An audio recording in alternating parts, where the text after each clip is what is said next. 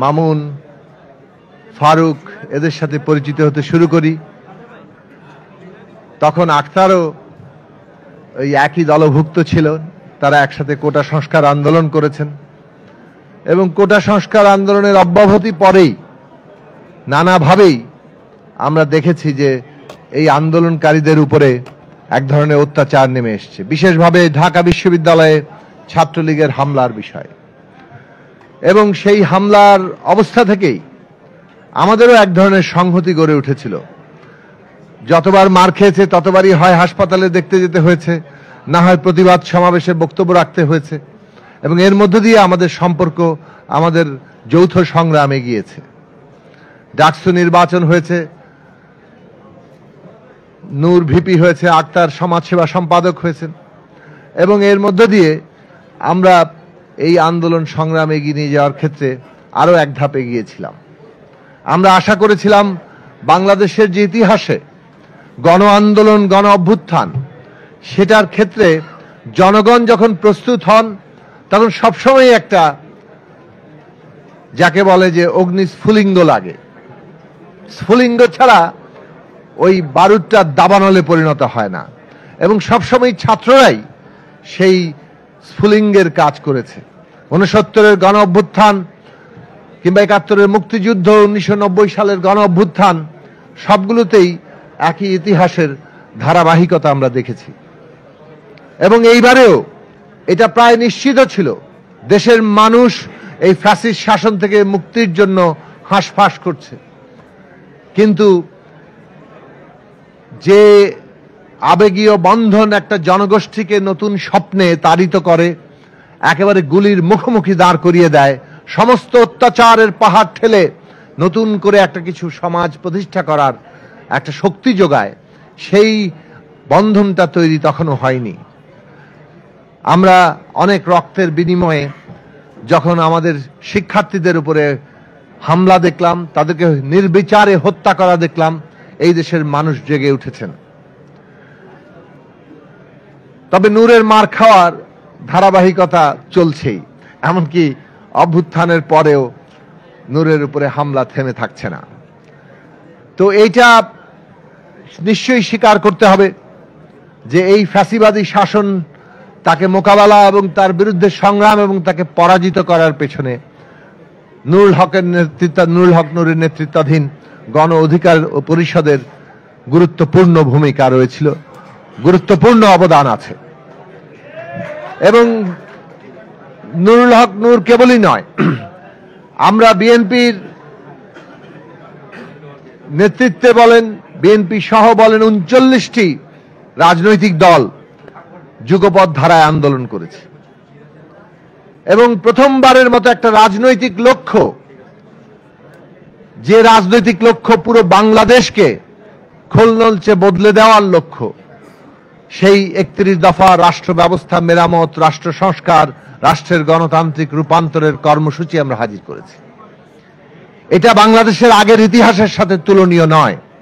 90-এর গণ অভ্যুত্থান হয়েছে, আমরাও তখন সেই গণ অভ্যুত্থানের নবীন অংশীদার ছিলাম, কিন্তু আমরা দেখেছি 90-এর গণ অভ্যুত্থানের মধ্যে এই রকম জনগণের সামনে একটা নতুন ব্যবস্থা নির্মাণের স্বপ্ন এত স্পষ্টভাবে হাজির করা হয়নি। আজকে এটা আমাদের সকলেরই মনে রাখা দরকার যে এই যে আমরা 31 দফা একটা কর্মসূচি হাজির করেছিলাম, রাষ্ট্র ব্যবস্থা বদলের স্বপ্নটা তৈরি করেছিলাম, আমাদের ছাত্র সমাজ তারা কিন্তু এটা গ্রহণ করেছে বলেই 3 তারিখে নতুন রাজনৈতিক বন্দোবস্তের আওয়াজটা উঠেছিল। এবং এটা এমন নয় যে কোনো একজন বললেন আর সেটা সবার মধ্যে ছড়িয়ে পড়ল। এটা দীর্ঘদিন ধরে সমাজের ভেতরে, রাজনৈতিক সংগ্রামের ভেতরে তৈরি হয়েছে বলেই ছাত্র সমাজ ওইটাকে ওইভাবে আলিঙ্গন করেছেন, উদযাপন করেছেন। কাজে একটা সামাজিক সংগ্রামের ভিত্তি ছাড়া এমনি এমনি আপতিকভাবে একটা গণ অভ্যুত্থান সৃষ্টি হয় না। রাজনৈতিক সংগ্রামের ধারায় ছাত্রদের অগ্রণী ভূমিকা ওই অগ্নিস্ফুলিঙ্গের কাজ করেছে, যেটা রাজনৈতিক সংগ্রামে তৈরি করা বারুদকে দাবানলে পরিণত করেছে। এই ঐতিহাসিক সম্পর্ক আমাদের মনে রাখা দরকার, এবং সেইভাবেই আমাদের পারস্পরিক সম্পর্ক, আমাদের মর্যাদা, আমাদের ভালোবাসা, আমাদের একসাথে চলার গতিমুখ, এই সব কিছুর কর্মকৌশল ঠিক করা দরকার। আরেকটি কথা বলবো, এখানে উচ্চারিত হয়েছে বাংলাদেশ বিষয়ে আমাদের একমত থাকা দরকার। বাংলাদেশ বিষয়ে যদি আমরা একমত থাকতে চাই, এই মুহূর্তে বাংলাদেশের সবচেয়ে বড় স্বার্থ হচ্ছে বিচার, সংস্কার এবং নির্বাচন, এবং এর যে পথরেখা, এই পথরেখাকে সফলভাবে সম্পন্ন করা। বিচার দরকার, কেননা জাস্টিস, ন্যায় বিচার ছাড়া কোনো রাষ্ট্র তার জায়গায় দাঁড়াতে পারে না। আর সংস্কার, আমাদের বাংলাদেশের এই রক্তের যে অঙ্গীকার, সেই সংস্কার নতুন বাংলাদেশে আমাদের দিতে হবে।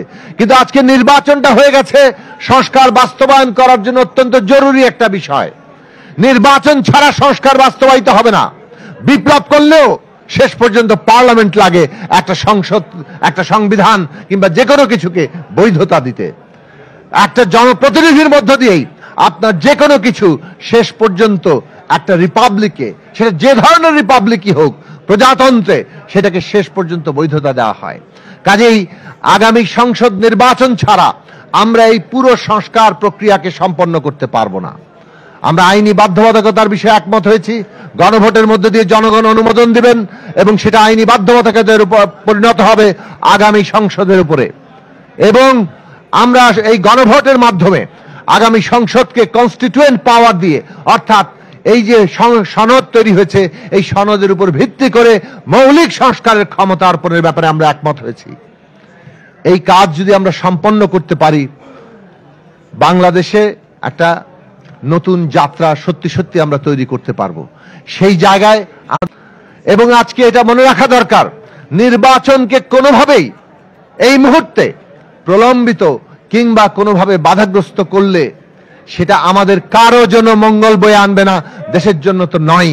কাজে এইটা আমরা সকলে মিলে যাতে স্মরণে রাখি যে যারা এইটা কোনোভাবেই, কেউ সজ্ঞানে কেউ অজ্ঞানে, আমরা যদি এই ধরনের কাজ করি, আমরা বাংলাদেশের জাতীয় স্বার্থের বিরুদ্ধেই যারা আজকে ক্রিয়াশীল, ভারতে বসে শেখ হাসিনা এবং তার বাহিনী এবং তাদের নানান ধরনের দেশি বিদেশি মিত্ররা, তারা বাংলাদেশের এই গণতান্ত্রিক উত্তরণকে আজকে ব্যাহত করে দিতে চায়, এবং এই ব্যাহত করার মধ্য দিয়ে বাংলাদেশ যাতে অস্থিতিশীল হয়ে ওঠে, এর আন্তর্জাতিক স্বার্থ আছে।